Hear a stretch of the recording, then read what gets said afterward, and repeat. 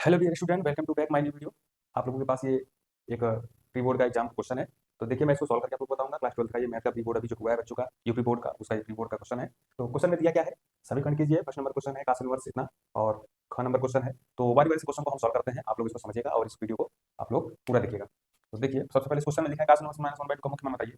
तो हमको इसका cos inverse inverse one minus one by two का मुख्य मान निकालना है। तो लिखेंगे माना cos inverse minus one by two is equal to theta. Theta के बराबर माना, तो यहाँ क्या आ जाएगा हमारा, काश थीटा बराबर minus one by to.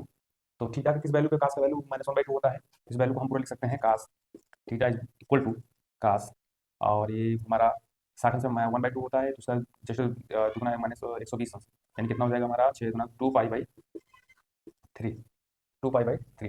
Two pi by three का वैल्यू जो हम निकालते हैं तो माइनस वन बाई टू आता है। यहाँ से हम लोग निकालेंगे, तो यहाँ से हमारा क्या आ जाएगा, theta is equal to two pi by three, यानी कि यानी इसलिए cos inverse minus one by two का मुख्य मान जो आएगा तो क्या आएगा, टू पाई बाई थ्री।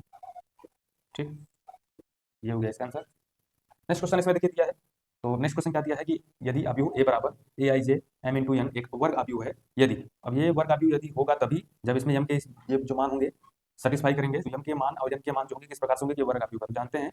यानी वर्ग अवयव के लिए,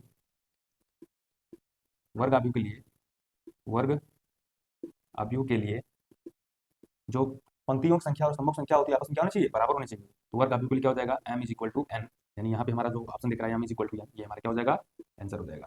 ठीक है, ये तो ऑब्जेक्टिव था। नेक्स्ट क्वेश्चन है, अवकल समीकरण dy बाई डी एक्स दिया है, dy by D X plus Y tan X बराबर सेक एक्स दिया है, तो इसका समाकलन गुणांक गुणक निकालना है। समाकलन गुणांक या गुणक निकालना है। ठीक है, तो समाकलन गुणक निकालना है हमको, तो सॉल्व करेंगे इसको।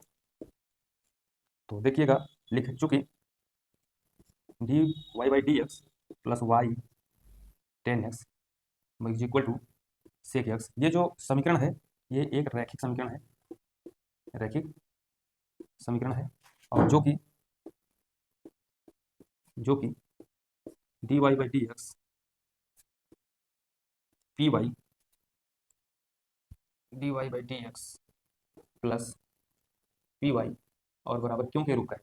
ये जो रैखिक समीकरण है ये D Y by D X plus P Q के पी वाई बराबर क्यू के रूप का है, का रूप है।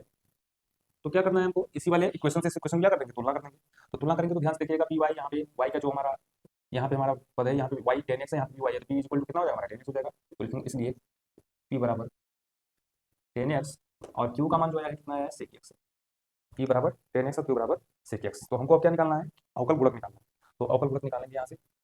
चलिए, इस क्वेश्चन को जगह नहीं है तो मैं यहाँ करता हूँ।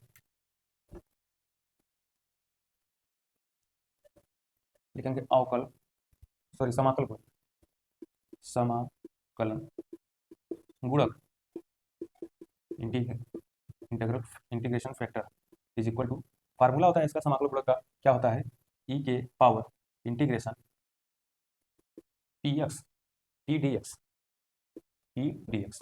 तो रखेंगे इसका वैल्यू ई के पावर, ई का वैल्यू यहाँ से क्या है, टेन एक्स है, तो यहाँ रखेंगे tan X integration tan X D X. और जानते हैं कि टेन एक्स से डी एक्स का जो समाकलन होता है L N mod of sec X, sec X होता है, तो इसका हम लोग यहाँ समाकलन का वैल्यू रखेंगे, तो ये हो जाएगा e to the power l N mod of sec x. और ये फार्मूला होता है ई के पावर एल एन, अगर यहाँ कोई भी वैल्यू हो, जैसे एग्जाम्पल में वाई हो, तो इज इक्वल टू क्या हो जाएगा, वाई आता है। इस तरीके से जो इसका मान आएगा ये हो जाएगा हमारा mod of sec X I F is equal to, तो सेक एक्स है, इसका जब वैल्यू लिखेंगे तो यानी कि ये हमारा क्या है, मापांक है, तो मापांक का वैल्यू पूरा आ जाएगा धनात्मक, यानी कि सेक एक्स। ये जो हमारा आंसर आएगा, integration factor is equal to sec X. Next question यहाँ दिया है। तो नेक्स्ट क्वेश्चन देखिएगा, दिया है कि यदि x माइनस वाई बराबर पाई हो तो D Y by D X मान पूछा है, यानी कि इसके वैल्यू का वाई एक्स के सापेक्ष अवकलन पूछा है।